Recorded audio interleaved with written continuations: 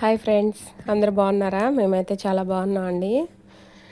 ఇప్పుడు మనం చేసుకునే రెసిపీ అయితే ఇన్స్టెంట్ చట్నీ పౌడర్ అనమాట.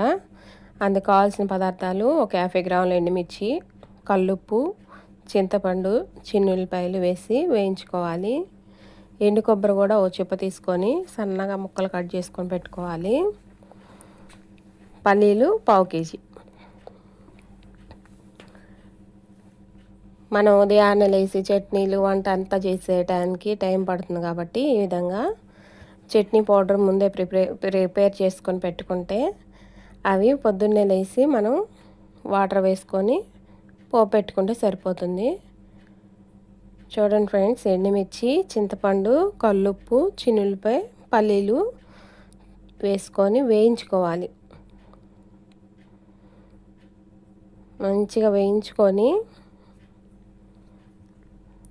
ఆరిన తర్వాత మిక్సీ పట్టుకోవాలి.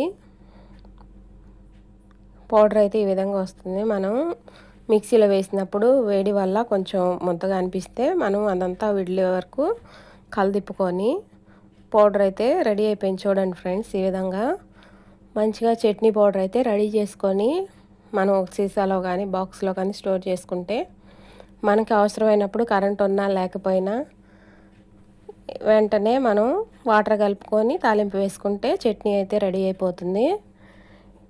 ఇది మనం మిక్సీలో వేసినప్పుడు వేడిగా ఉంటుంది కదా, కొద్దిగా చల్లారిన తర్వాత సీసాలో స్టోర్ చేసుకోవాలి.